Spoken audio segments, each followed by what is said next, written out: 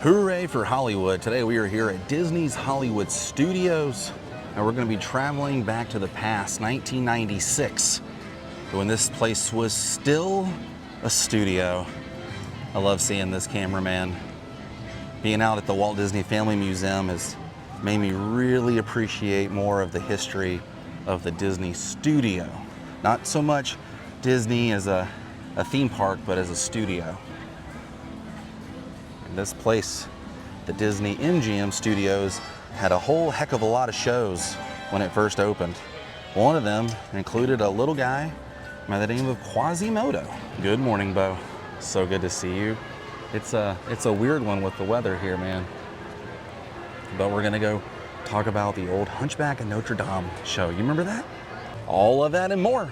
Now, oh hey, look, Michael Eisner's with me today. Let's take a closer look. Now in June of 1996, June 21st, 1996 to be exact, it's coming up. The Hunchback of Notre Dame came to the Disney-MGM studios. Let's go over and see where that show used to be and what is there now. And this show took place over at the now no longer Streets of America. Now it's Star Wars Galaxy's Edge. And it got me thinking, Lionel. And see, we just got back from San Francisco, and it kind of sent me down this whirlwind of Streets of America stuff because I remembered they had a San Francisco area. And it was right over there behind Muppets in the San Francisco area of the Streets of America. It got me really like going down a rabbit hole of what shows were out there at the Streets of America besides Lights, Motors, Action. Well, there was like Pocahontas had a show, and then I saw the Hunchback and I was like, oh my gosh, during the 25th anniversary, they heavily promoted that show. I mean, like Hunchback was like the show. We're gonna talk about it.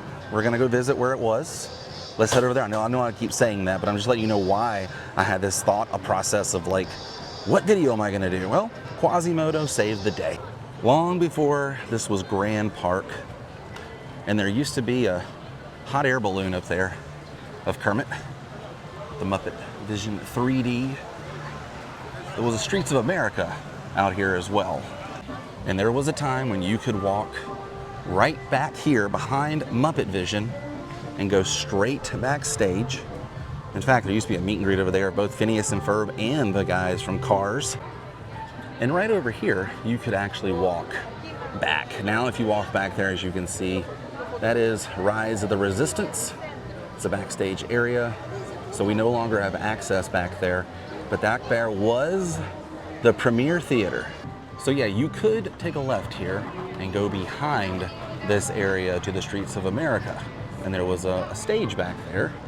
And along with the 25th anniversary of Walt Disney World, which is a huge celebration here, Mr. Snowman, I'm sure you remember that, they wanted this show to come out because they wanted to promote the wonderful film they had made. Now to get to that stage, we must now go through Galaxy's Edge. This doesn't look like no Notre Dame to me. I wouldn't know, I've never been there. Hey, this guy was talking. How are you?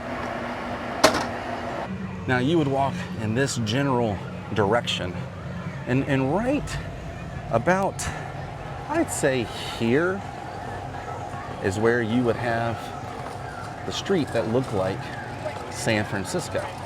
Had the hills and everything. Well, to the right of that, they had a theater called the Premiere Theater. Now I guess we could technically go through here. Yeah, like right over here in this general area is where that theater was. And if you remember the show, it was action-packed. And thanks to Mouse Steps, it's one of the best videos I've seen with audio and everything capturing that show. I'll put a link to Mouse Steps down below because I took some screen grabs from their video. But it's pretty incredible. Because just the music alone, you know, in the Hunchback of Notre Dame, the music alone is like so emotional, you know, so many happy songs, sad songs. And Disney put some great puppeteering together. Set pieces look just like the animated, you know, film that had just come out. All the characters you loved and hated from the film were there, including the gargoyles, who were quite the comedic troupe. Even Quasimodo had special effects makeup. So you take Disney, you mix some really good music, some animated characters, some great puppeteering, good comedy, and a great love story. You put it in an amphitheater and invite people who just want to sit and watch. You're gonna have a great time. I miss that aspect of Disney. Really the only show that compares to that here is Beauty and the Beast, and I guess Frozen. Frozen was inside. Frozen doesn't have quite the same feeling as an amphitheater does. But I do know that it does get extremely hot here in Central Florida, so I appreciate shows like Beauty and the Beast and Frozen because the big fans, indoor, outdoor, they're great. Either way, you're cooling off. But this show was action-packed. It was awesome. I highly recommend going and watching it. Tell Mouse Steps that I sent you. They're wonderful people, and thankful for them for having all of the historical footage of the parks. And the show had a successful run. But then all of a sudden in 2002, Buzz, they decided to shut it down, and they actually changed what the theater looked like. And the building eventually started looking like this. This was also when this place was kind of having an identity crisis, and everything started changing around here. They removed the backlot tour, they removed Streets of America, and so that whole theater and area kind of went away.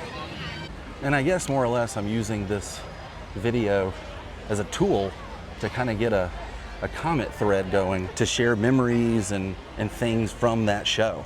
I never got to see it, but I saw it so many times on the Disney Channel and promoting it that I felt like I did see it. And there's not even a single thing of Quasimodo or Hunchback of Notre Dame in this park. The only thing that is here is that Phantasmic. Let's see if there's any merchandise. What do you think, Humphrey? Ingrid? What do you think? First thing I think to look for is, you know, the ornaments here. I mean, they got Mr. Toad. That's cool. Ornaments, mugs, trading pins. And it doesn't mean it doesn't exist just because it's not here at Disney's Hollywood Studios, but I don't see Hunchback ornaments or mugs for that matter. No collectible pennies featuring any of our friends from Hunchback of Notre Dame.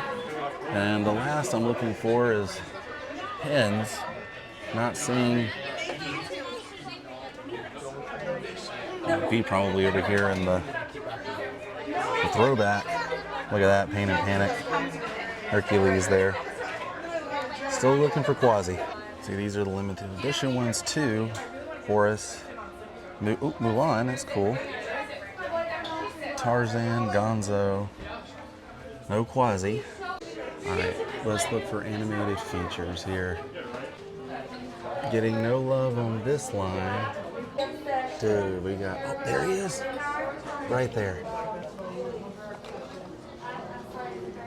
Quasi Modo. One.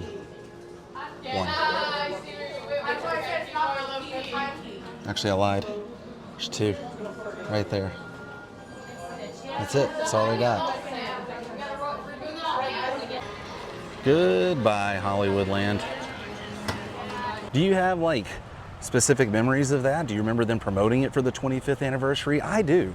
That was like a heavy thing. There's actually like a whole special where they have these kids describe the show from the beginning to the end. It's really cool. But that show bit the dust, and it will be missed. I feel like Hercules is starting to make a comeback here at the studios. Look at this weather we're getting. Typical summer. But we need Hunchback, Mulan, and everyone else to get on board. Because the movies that I grew up with are now known as the classics. And we're the adults now, and a Goofy movie and Hunchback, Mulan, Emperor's New Groove, they're all great. They're all great. I really wish I could have seen the Hunchback show here at the Disney-MGM studios.